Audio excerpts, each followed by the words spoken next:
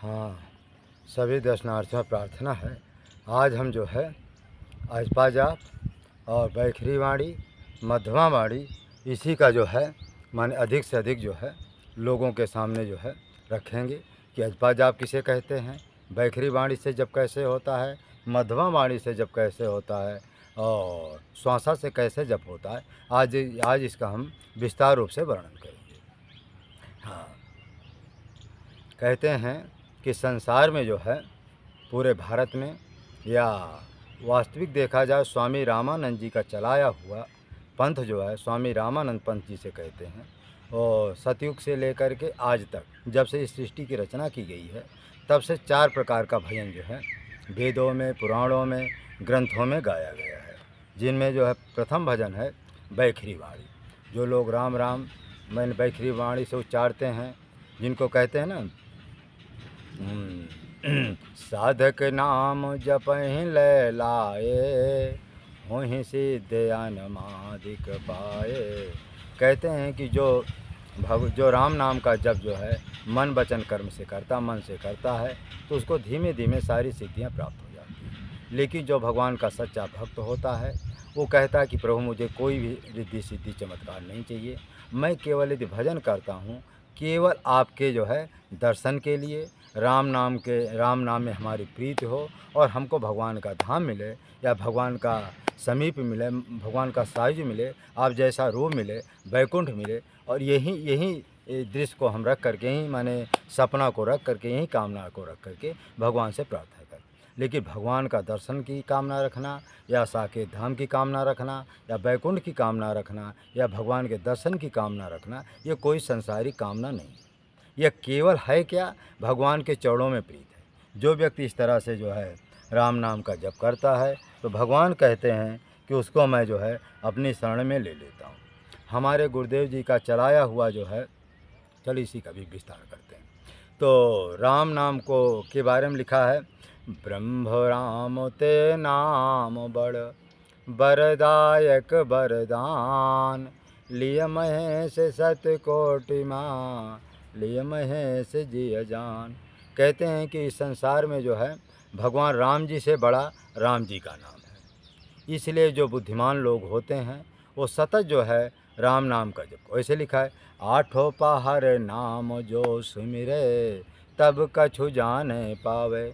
कहते जो दिन रात जो है राम नाम का जप करते हैं उन्हीं को कुछ जो है ठाकुर जी की अनुभूति होती है। हमारे गुरुदेव जी कहा करते थे कि देखो महात्मा लोग हैं एक एक लाख जो है राम नाम का मंत्र का जप करते हैं, लेकिन उनको ठाकुर जी की अनुभूति जो है क्यों नहीं होती है। तो उन्होंने कहा कि 1 लाख राम नाम का जप तो ज़रूर करते हैं, उनको पुण्य भी मिलता है, उसमें उनको अनुभूति न होने का 2 कारण। पहला कारण है वो नाम अपराध से नहीं बचते हैं। दूसरा कारण है कि उनका मन एकाग्र नहीं होता है। भाई मन भजन वहाँ किया जाता है जहाँ एकांत हो, शांति हो और बीज बाजार इत्यादि न हो, झोली में रख करके राम नाम का जप करे या जो केयर करे। तो इस तरह से राम नाम का जप करते हैं उनको जो है ठाकुर जी जो है अनुभूति दिलाते। और जो माला एक हज़ारा माला फेरते तो हैं, बाज़ारों में फेरते हैं, दुकानों में फेरते हैं और दिन भर उसका यशगान करते रहते हैं, हमने 1 लाख मंत्र का जप किया, तो कपूर की भांति उड़ जाता है। कहते हैं ना कि पुण्य करी तो ना कही, पाप करी प्रकाश, दोनों कहने से घटते हैं, कहते गिरवर दास। कहते पुण्य करना चाहिए तो नहीं कहना चाहिए, क्योंकि इसलिए नहीं कहना चाहिए क्योंकि कहने से क्या होता है, पुण्य क्षीण हो जाता है। इसलिए जो बुद्धिमान लोग होते हैं पुण्य को जो है कभी भी अपने मुख से नहीं कहते हैं। इसलिए जो बुद्धिमान लोग होते हैं पुण्य को अपने मुख से नहीं कहते हैं। इस बात को जो है सभी महापुरुषों ने गाया है। इसलिए जो अब राकार मकार है क्या। फिर दूसरा भजन होता है मध्यमा वाणी। मध्यमा वाणी उसे कहते हैं जो मन ही मन जपता है। अपना जो है माला तो उसके पास ज़रूर रहता है, लेकिन मुँह ओंठ और जिह्वा ये दोनों नहीं हिलते, मन ही मन का जाप करता है। और मन ही मन का जाप करता है जहाँ एकांत होता है, चुपचाप गुफा में बैठ करके जब मन से वो जाप करता है तब उसका मनोयोग कहते हैं, उसको कहते हैं मन का एकाग्र होना। इसलिए जो व्यक्ति मन का माने जाप करने वाला साधक हो उसको किसी एकांत कमरे में बैठकर, एकांत जगह में बैठकर, भले वो 1 ही घंटा करे, लेकिन जब तक करें मन को एकाग्र करके, शांत वातावरण में और शुद्ध सात्विक भोजन करके और राम नाम का जप करते हुए, 10 अपराधों से बचते हुए यदि वो राम नाम का जप करता है तो उसको जो बैखरी माने मध्यमा वाणी होता है उसका महत्व क्या होता है, बैखरी वाणी से 1000 गुना जो है श्रेष्ठ उसका महत्व है मध्यमा वाणी का। और एक चीज़ मध्यमा वाणी का महत्व होता है कि ये जो है व्यक्ति जो माने प्रथम वैकुंठ माने जो बैखरी वाणी से जप करता है ये द्वितीय वैकुंठ में वास होता है, जिसका आयु कितनी 23 करोड़ वर्ष होता है। जो मध्यमा वाणी से जप करता है इसकी आयु जो वैकुंठ की आयु जो है 23 करोड़ वर्ष होता है, इसकी आयु जो है 23 करोड़ वर्ष होता है। इसलिए जो है इसकी आयु जो है 23 माने 46 का माने 72 करोड़, जो माने मन से जप करता है उसकी आयु जो कितना 72 करोड़ वर्ष होता है। इसलिए व्यक्ति को जो है जहाँ तक हो सके मन का जप करना चाहिए। हाँ, किसी गुरु से लेकर, कहते हैं ना, गुरु कहत है कौन को जाको गुरु है नाम, नाम रूप लीला ललित देख सुंदर धाम, शब्द सने ही गुरु वही जान अंतर नाम, ऐसे गुरु को कीजिए बार बार प्रणाम। कहते सच्चा गुरु कहते किसे? सच्चा गुरु उसे कहते हैं जो भगवान का नाम भी जानता हो, माने नाम रूप माने जो बैखरी वाणी भी जानता हो और मध्वा वाणी जानता हो और जानता हो, और माने श्वासा का जब जिसको कहते हैं पसंती वाणी भी जब को जानता हो, और यदि अचपा जाप को जाने तो उसके समान तो कोई सद्गुरु होता ही नहीं। जो ये तीनों विद्या को जानता है वही सच्चा सद्गुरु, ये चारों विद्या को, जो चारों राम नाम को जानता है, जप करने की विधि जानता है, वही सच्चा सद्गुरु होता है। और कहते हैं नाम रूप लीला ललित, जो नाम को माने नाम को भी जानता है, रूप माने भगवान का दर्शन भी करता है, भगवान के लीला समाधि में ध्यान में भगवान के लीला को भी देखता है, और सुंदर देखे सुंदर उस साकेत धाम को भी देखता है। और जो ऐसा महात्मा होता है तो अशब्द सने ही गुरु है, और जो राम नाम में जिनकी अनंत प्रीति होती है, ऐसा कोई सद्गुरु यदि मिले जाने अंतर ना, जो अंदर की जो क्रिया होती, जो अंदर से श्वासा का राम नाम का जप होता है उस क्रिया को भी जानता हो, ऐसा यदि कोई गुरु हो, ऐसे गुरु को कीजिए बार बार। ऐसे गुरु के चरणों को जो दंडोती प्रणाम करता है, ऐसे संतों के लिए लिखा है कि 3.5 कोट तीरथ बसे चरणन में ल्यो जान, धोए के प्रेम से पीजिए कहा नानक हो ज्ञान। ऐसे संतों के चरणोदक लेने मात्र से 3.5 कोण तीरथ का फल मिलता है। घर में यदि कोई भूत प्रेत की बाधा होती है, उनके चरणोदक लेने मात्र से ही उसको, जैसे आप पियोगे तो प्रेत कैसा भी भयंकर से भयंकर प्रेत है वो आपको छूट जाएगा। और यदि घर में कोई ग्रह बाधा है तो उस चरणोदक को उठाकर घर में माने छिड़क देने पर 2-4 बार, एक ही बार मानो छिड़क दो तो तुरंत वो जो है माने भूत प्रेत भाग जाए, माने जो निगेटिव ऊर्जा है वो घर को ही छोड़ करके चली जाए। लेकिन ऐसे दर्शन के लिए रामायण में लिखा है, कोट विरक्त मध्य श्रुति कहाई, सम्य ज्ञान सकृत कोई लाहाई। ऐसे संतों का दर्शन करोड़ों विरक्त महात्माओं में ही कोई बिरला महात्मा ऐसे संत के दर्शन मिलते हैं। नहीं, ऐसे संतों की जमातें नहीं चलती है। भारतवर्ष में हमारे परमहंस श्री सद्गुरु श्री राम मंगल दास जी का कहना है कि पूरे भारत में जो है 5000 सिद्ध संत हैं, जो स्टेशनों पर, धामों में पागल के भेष में, अवधूत के रूप में, फक्कड़ महात्मा के रूप में रहते हैं। वो बिल्कुल संसार से उदासीन रहते हैं। उनको किसी तरह की भी कोई ना मोह होता है, कोई ना ममता होती है, ना किसी से आसक्ति रखते हैं। यदि वो जूठा भी कहीं पा जाता है, जैसे होटल में जहाँ तहाँ जूठा पड़ा रहता है, उसको भी खा लेते हैं, क्योंकि उनको कोई दोष नहीं लगता है। वो पाप पुण्य से परे होते हैं। उनको ग्रंथ के जो माने जितने सारे ग्रंथ है, किसी भी ग्रंथ का उनको जो है, कोई जो है, चाहे रामायण ले लो, चाहे गीता ले लो, किसी भी गीता रामायण का जो है उनके जो नियमों का पालन करें और चाहे ना करें, उनका लिए सब निषेध है, कोई आवश्यकता नहीं, वो पालन करे जाए। जो ऐसे संत होते हैं, और इसलिए जो है ऐसे संत बड़े दुर्लभ हैं, और जिसको मिल जाए, जिसका भाग उदय होता है, उसी को ऐसे संतों के दर्शन मिलते हैं। नहीं, बड़ा कठिन से कठिन कार्य है। फिर अब हम तो ऐसे संत यदि कहीं मिल जाए, यदि गुरु उसको बना लिया तो समझो बेड़ा पार हो ही जाएगा, कोई उसको रोक ही नहीं सकता। वो चतुर वैकुंठ में जाने का अधिकारी हो जाता है। और उसकी जो कामनाएं होती, कामना से जाएगा तो संसारी कामना पूरी हो जाएगी, और यदि कामना नहीं जाएगा तो भगवान का धाम मिल जाएगा, भगवान की लीला। लेकिन ये ऐसे संत तभी मिलते हैं, संत विशुद्ध मिले पर ते ही, राम कृपा कर चितवई जेही। कहते हैं ऐसे संत तभी मिलते हैं जब राम जी की बहुत बड़ी कृपा होती है। जिसके ऊपर राम जी की बहुत बड़ी कृपा होती है, तभी ऐसे संतों के दर्शन होते हैं। क्योंकि वो संतों का जो है कोई विशेष जो है वो इस ढंग से रहते हैं कि लोगों का उनके ऊपर ज़्यादा जो है माने कोई वेशभूषा भी उनकी नहीं होती। और यदि वेशभूषा भी है, थोड़ा चमत्कार भी यदि वो कभी दिखा दिए, तो जनता इतना उसको घेरे रहती है कि लोग जो है उनको जो है, जैसे हमारे शिव पूजन बाबा हैं गाजीपुर में, उनको जनता इतने लोग घेरे रहते हैं कि लोग उनके पास जा ही नहीं सकते। और जो जाना भी चाहेंगे तो वो क्या है, ऐसे ही माने वाणी का प्रयोग करते हैं, लोग समझ भी नहीं पाते। जैसे किसी का काम पूरा होना होता है तो कह देते हैं कि भैया चिंता ना करो, माने 90-95 कुंतल या मन जो है माने आलू पैदा हो जाएगा। तो इससे समझ जाओ कि उनका कार्य पूरा हो जाएगा, माने उनका कार्य होना ही होना। और यदि वो कह दिए कि नहीं 10 या 15 कुंतल जो है मन जो है आलू निकलेगा, तो समझ जाओ कि काम पूरा होने में संदेह है, काम नहीं है पूरा होगा। तो इस तरह से उनकी वाणी है। तो ऐसे सिद्धों के जो है दर्शन के लिए, ऐसे सिद्धों के दर्शन के लिए ये वाणी लिखी गई है, जिनको हम कहते हैं ना कि कहते हैं कि तज ममता अभिमान, ज्यों ज्यों पग आगे बढ़े कोटिन यज्ञ समान। तो कहते हैं कि जो संत दर्श को जाइए तज ममता अभिमान, ज्यों ज्यों पग आगे बढ़े कोटिन यज्ञ समान।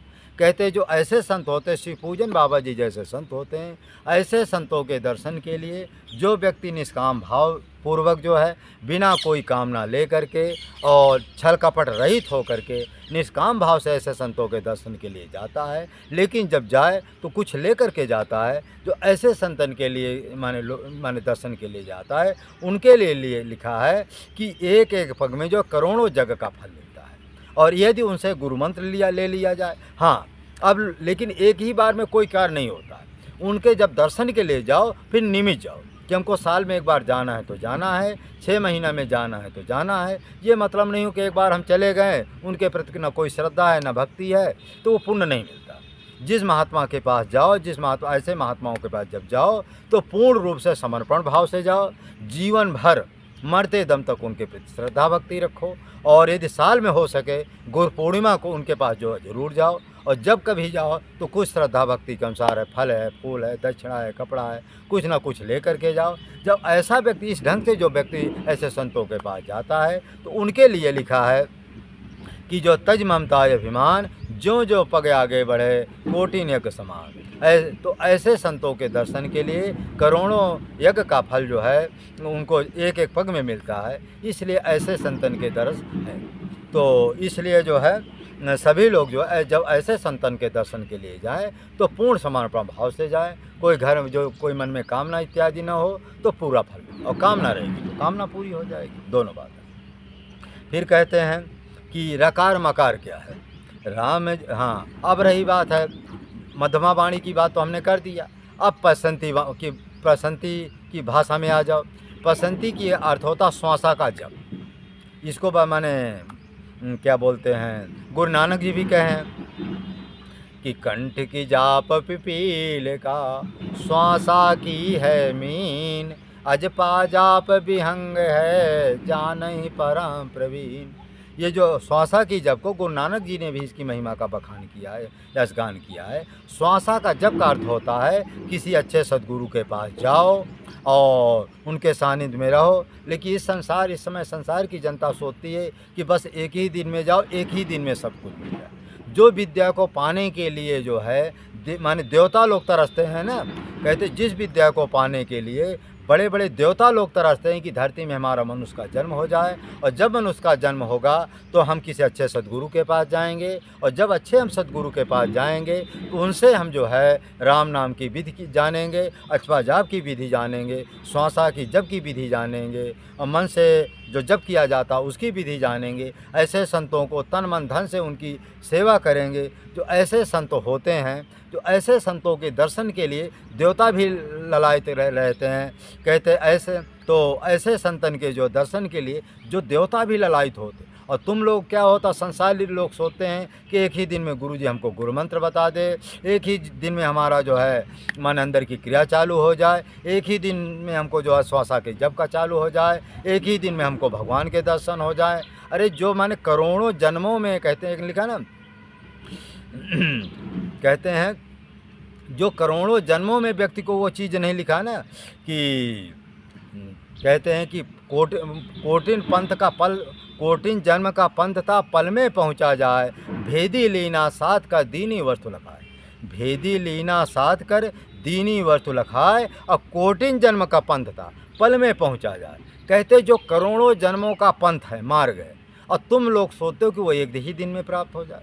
प्राप्त तो होता, लेकिन कब, जब जिस स्थिति के महात्मा की हम चर्चा करते हैं, यदि ऐसे संत के दर्शन मिल जाए, तुलसीदास जी, कबीरदास जी, हमारे परमहंस श्री सद्गुरु परमहंस श्री राम मंगल दास जी, हमारे परमहंस श्री किरण अवतारी श्री गंगा रामदास जी महाराज जी की तरह ऐसे यदि संतन के दर्शन यदि प्राप्त हो जाए, यदि वो चाहें तो उसने लिखा कोटिन जन्म का पंथ था पल में पहुँचे। जो करोड़ों जन्मों की तपस्या करने पर जो वो माने वो भगवान की प्राप्ति नहीं होती है, वो अचपा जाप की प्राप्ति नहीं होती, वो श्वासा की जप की प्राप्ति नहीं, तो ऐसे सद्गुरु चाहें तो एक क्षण में भगवान का भी दर्शन करा सकते हैं। एक ही क्षण में वो जो विद्या होती है अचपा जाप जिसको कहते हैं श्वासा की जप, वो विद्या भी चाहें तो एक क्षण में ही तुम्हारे अंदर वो क्रिया माने कुंडलिनी शक्ति को भी जागृत कर सकते हैं। ऐसी शक्ति उनके हाथ में होती है। लेकिन प्रश्न यही होता है कि वो तुम्हारा भूत भविष्य जानते हैं। यदि तुम्हारे अंदर वो भूत भविष्य अच्छा है, तुम्हारा संस्कार अच्छा है, तो वो कृपा दया करेंगे। यदि तुम्हारे अंदर वो संस्कार नहीं है, वो पुण्य नहीं है, वो तुम्हारे अंदर जो है माने भगवान की चाह नहीं है, यदि ऐसी क्रिया तुम्हारे अंदर नहीं, ऐसे संस्कार नहीं है, तो ऐसे संतों के पास जाने पर भी पुण्य तो मिलेगा, बहुत पुण्य मिलेगा, लेकिन वो जो क्रिया है, वो जो भगवान का दर्शन है, वो माने जो अचपा जाप की क्रिया है, वो तुमको कोई ज़रूरी नहीं है कि एक ही बार में मिल जाए, एक ही दो बार में। कहो तुमको 10 साल उनके पास जाना पड़े, 5 साल जाना पड़े, तब वो क्रिया में। क्योंकि हमारे गुरुदेव जी जब कभी भी किसी को ये क्रिया बताया करते थे तो 3-3 बरस तक उसकी परीक्षा करते थे। 3 बरस तक उसको जो है बजरंग बाण का पाठ करवाते थे। यदि 3 बरस तक वो लगातार 1 घंटा बजरंग बाण का पाठ करता था डेली, सुबह उठ करके 3 बजे 4 बजे के लगभग 5 बजे के लगभग, फिर यदि उसके मन में उत्कंठा हुई तो फिर राम मंत्र जानकी मंत्र, जिसको माने चाहे मन से जप की करने की क्रिया, फिर इसको 3 साल के बाद फिर ये क्रिया बताते थे। यदि वो 3 साल या 6 साल तक यदि लगातार किया, 6 साल के बाद फिर यदि उसके मन में उत्कंठा हुई तो फिर महाराज जी चाहे श्वासा की क्रिया मान लो, चाहे अचपा जाप की क्रिया मान लो, चाहे सूर्य शब्दराज मान लो, फिर ये क्रिया जो बहुत संस्कारी जो जीव होता है तो तब उसको लेकिन जब उसको बताते थे तो उसका ये होता कि 3 बजे रात को उठ करके आपको भजन करना ही पड़ेगा। यदि ऐसी क्रिया तुम्हारे अंदर है, क्योंकि वो पहले से परीक्षा कर लेते थे, क्यों अंतर्यामी तुम्हारे हर बात को जानते थे, तुम 3 बजे रात को उठ पाते हो कि नहीं। यदि तुम 3 बजे उठ करके वो जो महाराज जी राम मंत्र जानकी मंत्र देते थे या कोई भी मंत्र देते थे, जैसे किरण मंत्र भी देते थे, हनुमान जी का भी मंत्र देते थे, और वासुदेव का भी मंत्र देते थे, हनुमान जी का भी मंत्र देते थे, भगवान शंकर जी का मंत्र देते थे। भगवान शंकर जी के एक मंत्र ऐसा देते थे, हमारे पास वो विद्या है कि कैसा भी गरीब से गरीब है, यदि उसको लगातार कुछ साल तक वो लगातार सेवन कर ले तो अमीर हो जाता, माने गरीब से गरीब व्यक्ति धनाढ्य हो जाता। ऐसा उस मंत्र का प्रभाव है, कोई भी वो विद्या हमसे माने ले सकता। तो कहने का अभिप्राय क्या है कि यदि ऐसे संत मिल जाए तो वो क्रिया जो है वो मैंने जो लिखा ना, कोटिन जन्म का पंथ था पल में पहुंचा जाए। अब भेदी माने सद्गुरु, भेदी लीना साथ कर दीनी वो भेदी, यदि ऐसे सद्गुरु की प्राप्ति हो जाए उस वस्तु को लखा देते। लेकिन ये कठिन जो है, पहली बात तो ऐसे सद्गुरु नहीं मिलते हैं। सद्गुरु मिल जाए तुम्हारे प्रति निष्काम भाव नहीं होता है, निष्काम भाव भी हो जाए तो तुम्हारे अंदर जो है भगवान को पाने की चाह नहीं होती। क्योंकि महाराज जी कहते थे भगवान की चाह तब हम मानेंगे, कभी भगवान के लिए एकांत कमरे में जाकर, क्या भगवान के लिए कभी रोते हो, कभी भगवान के लिए नाचते हो एकांत कमरे में? जब तक यदि आपके अंदर भगवान को पाने के लिए आंसू नहीं निकल रहे, जब तक भगवान को पाने के लिए किसी बंद कमरे में नाच नहीं सकते हो भगवान के लिए, कृष्ण भगवान के लिए, राम जी के लिए नाच नहीं सकते हो। और कभी यदि भगवान के लिए एकादशी व्रत, माने वैसे तो हम जब भगवान की इच्छा हो तो माने 2-4 दिन जो है निर्जला माने जल पी करके आप भगवान के लिए तड़प नहीं सकते। भगवान के लिए माने वैराग्य ऐसा नहीं कि हमको निर्जला एकादशी व्रत रह करके भी यदि उनके लिए उपवास हम नहीं कर सकते, तो समझ लो कि अभी जो है बहुत माने कई जन्म अबेले। क्योंकि उसमें लिखा है कि लिखा ना, अनेक जन्म तत्सिद्धि ना।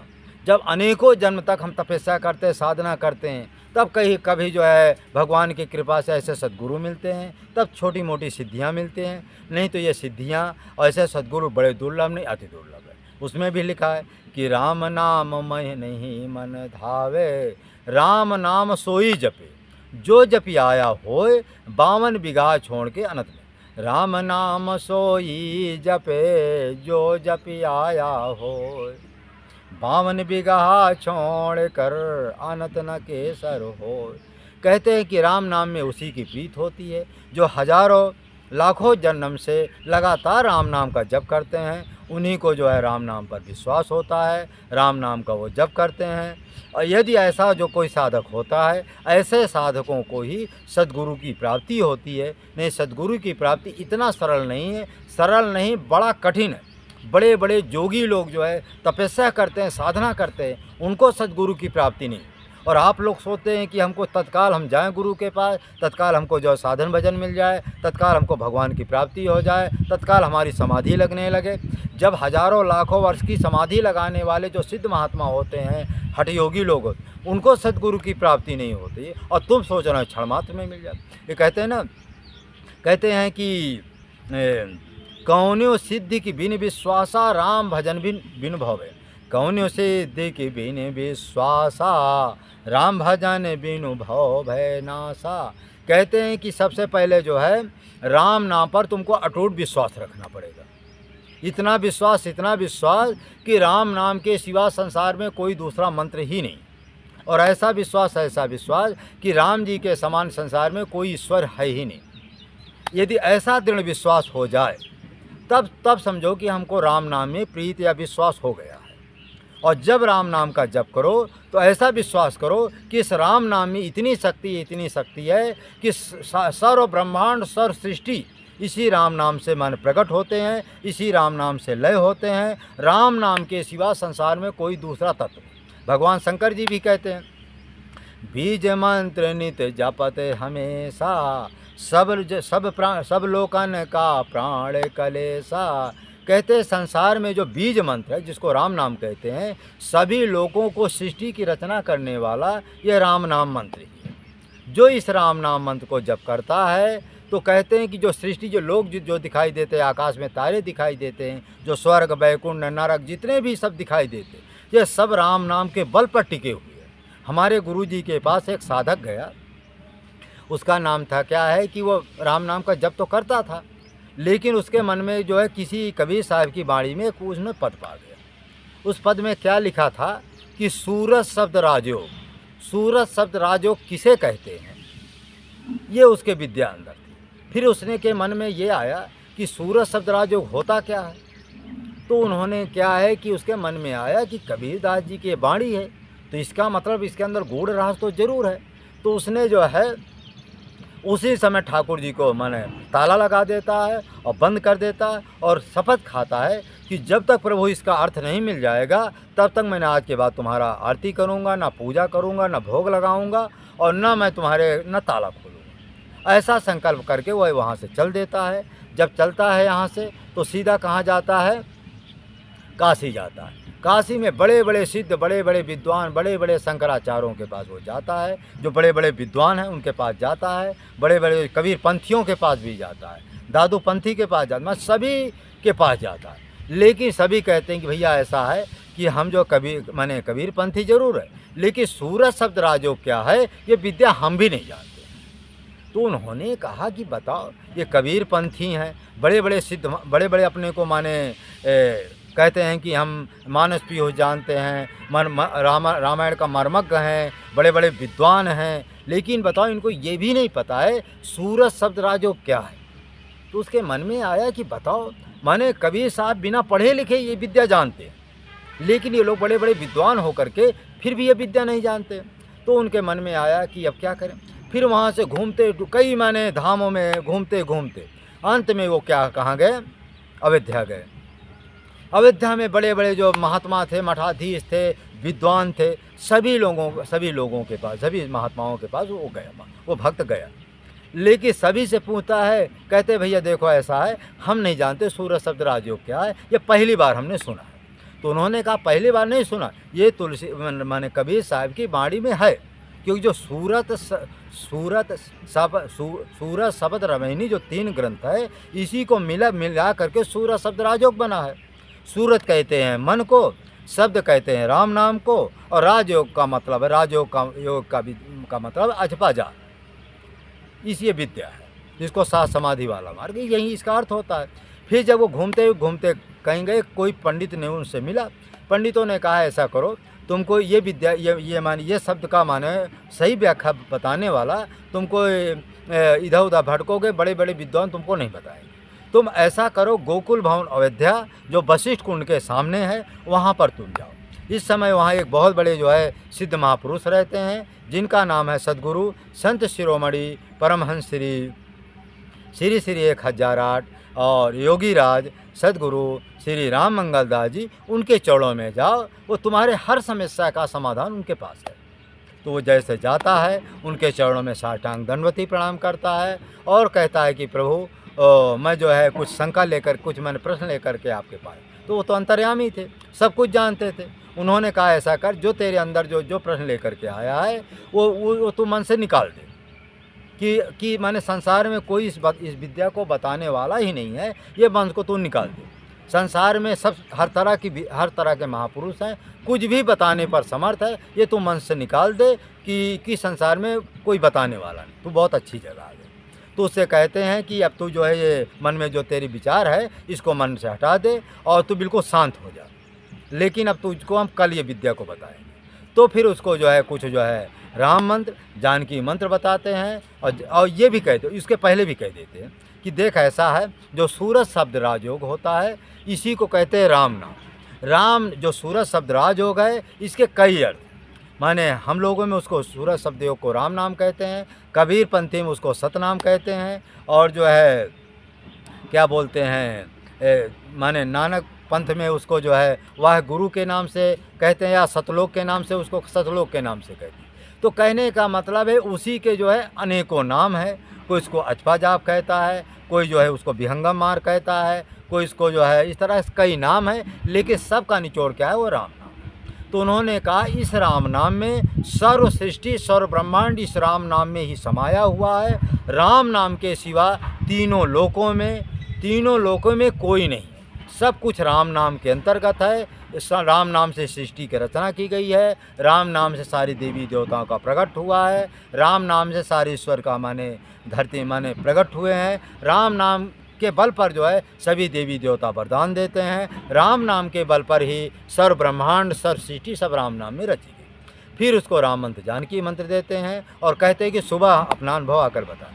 फिर जब वो सुबह पहुंचता है तो उसको रात में ही सब कुछ अनुभव हो जाता है, और जब सुबह पहुंचता है तो उनके चरणों में गिरता है, प्रणाम करता है कि प्रभु मुझे सब कुछ प्राप्त हो, सब कुछ अनुभव हो गया, अब मेरे अंदर कोई शंका समाधान नहीं, अब मुझको ध्यान की प्रक्रिया बता। फिर महाराज जी उसको ध्यान की प्रक्रिया बताते हैं, और फिर ध्यान की प्रक्रिया बताने के बाद फिर वो 1 किलो मिठाई लाता है, फिर ठाकुर जी को भोग लगाता है, और फिर महाराज जी को तुलसी दल ले लेते हैं और कहते हैं इसको बांट, और कहते जा अपने मंदिर का दरवाज़ा खोल और वहाँ बाकायदे ठाकुर जी की आरती भोग लगाओ। फिर उसको कहते हैं कि जाकर, और तुझे रोज़ यहाँ नहीं आना, महीना में 1 बार आना है या तो साल में 2 बार आना है, रोज़ यहाँ आने की ज़रूरत नहीं है। ठाकुर जी की अपने आरती पूजा कर भोग लगाओ, वहीं हमारा स्मरण करना, वहीं तुझे कृपा दया मिलती रहे। जो ऐसे संत जो होते हैं उनके लिए जो है मान ऐसे ये इस तरह से राम नाम की महिमा है। राम नाम की इसको अचपा जाप कहते हैं। अब दूसरे वाणी में हम जो है ये पाठ जो है पार्ट 2 में जो है इसका दूसरा जो है माने अचपा जाप का ही माने और विस्तार से वर्णन करें।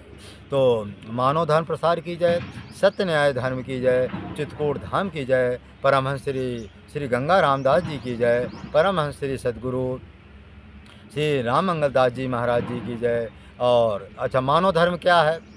कहते हैं संसार में एक ही जाति मानव है। संसार में दो ही व्यक्ति हैं, मानव और दानव। जो सत्य न्याय धर्म का पालन करता है वो है मानव, और जो असत्य न्याय धर्म का पालन करता है वो दानव। संसार में जो है महाराज जी कहते थे मानव धर्म का उद्देश्य क्या है? कहते हैं मानव एक जाति है, मानवता ही एक धर्म है। सभी धर्म संप्रदायों के विचारों के, फकीरों के वचनों के माने समादर करना और उनको जो है आदर देना। दूसरा क्या है? समाज में अनाचार दुराचार भ्रष्टाचार को मिटाना। संसार में माने कुरीतियाँ आडंबरों का जो संभाषणों द्वारा निवारण करना। और संसार में जो है सत्य न्याय धर्म की पुनर्स्थापना करना। गांव-गांव मोहल्लों में जा कर के माने 10-20 के संगठन के माध्यम से मानव धर्म का कार्यक्रम कराना और जो है उपदेश प्रवचनों से जनता को जागरूक करना। स्थानीय न्याय द्वारा न्याय को सुलभ कराना, ये मानव धर्म का उद्देश्य। जय जय सीताराम, जय जय।